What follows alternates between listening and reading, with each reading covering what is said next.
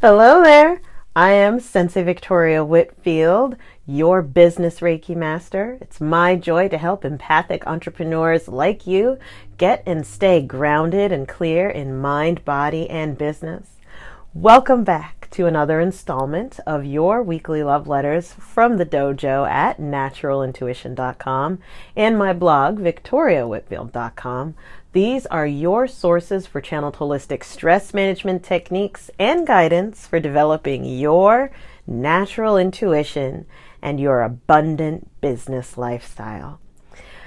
So whether you are looking to improve the quality of your personal or professional life, let this love letter be your reminder that you are not alone and that together we can make that happen.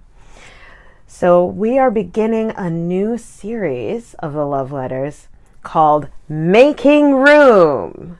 It is time to make room for yourself.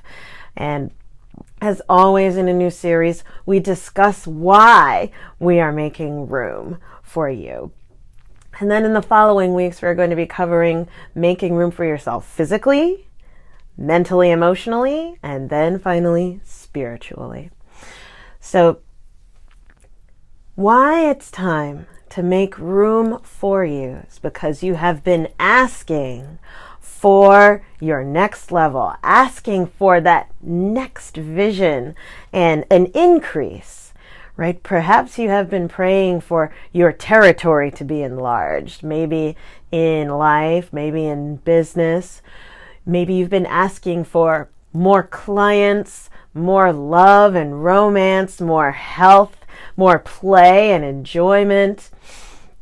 But in order to receive what you are asking for, right? If you have a goal card, for example, that is an ask that is outside of your norm. And if you are not asking for what's outside of your normal, for something that feels like a little bit of a stretch, I would challenge you to ask a little bit bigger. This series is specifically for those in the tribe who have asked at a stretched level of like, ooh, that number looks a little bit uncomfortable. Ooh, that goal feels entirely uncomfortable. Or ooh, speaking, ooh, right? If there is a sense of discomfort in your ask, that is fabulous. And the way that we are going to help ground you into sustaining the vibration necessary to get you into that space of receiving is to make room for yourself. Now, back up a minute. If we don't have room for ourselves, what could that look like?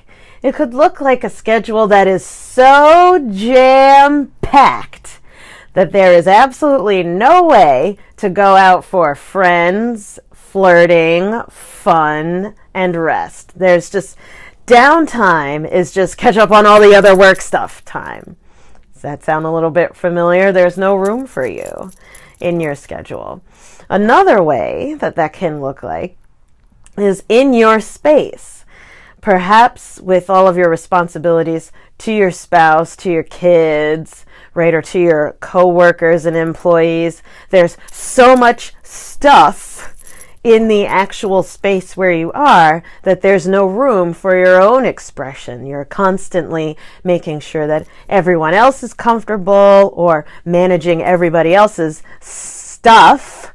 A dear friend of mine, Andrew Mellon, says it's time, if that's your case, to unstuff your life, right, so that you can get out there and share your gifts with the world. So that's a physical manifestation. And then there are those of us who, all right, we're asking for more from Source. Okay, spirit guides, bring me more clients, bring me more health, bring me more abundance and rest and travel, etc. And then your mind goes, squirrel, squirrel, squirrel, squirrel, squirrel. So there's a mental clutter that we can have that gets in the way of us achieving and receiving our desired outcomes. If that's you, you know my catchphrase by now. Be kind to yourself. You know, none of us are perfect. And there's so many opportunities, gosh, with the phone and the TV and the news and everybody else's stuff, social media. There's so many opportunities to be distracted. And it's not your fault if you're having a hard time maintaining focus, right? The way that society is set up around us, the way that we have been trained to interact with the world around us is by taking on a ton of exposure.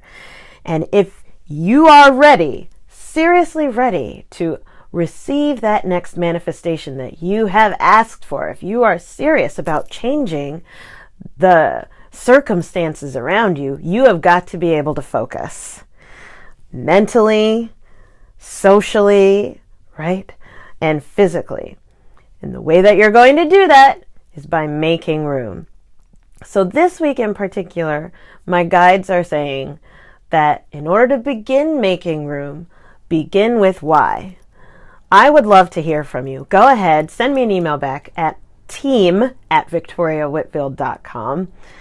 Send that to my assistant so I can hear exactly why is it time for you to make some room in your life for yourself. Maybe the way that you're going to make room is by working with a certain mentor that you've been following for quite some time. Or maybe the way that you're going to be making room for yourself is by discontinuing working with a certain mentor so that you can open up to just observing yourself, right? Or changing things up. Everyone is on their own unique journey, but I want to hear why. Go ahead and send me an email back at team@victoriawhitfield.com, and I'd love to hear it. So without further ado, the Oracle cards of the week, I'll come a little bit closer here, is Angels of Abundance, Oracle cards deck by Doreen Virtue and Grant, her son. So, Angels of Abundance, we're going to be journeying with you all month on this topic. What do we need to know right now about making room for ourselves? Here we go. Words of abundance. Words of abundance. The angels have got my back on this one. This is, I just got a hit that this is to really validate that you want to put to word exactly why it's time for you to make room for yourself. This says, you have the ability to instantly manifest abundance by choosing powerfully positive words.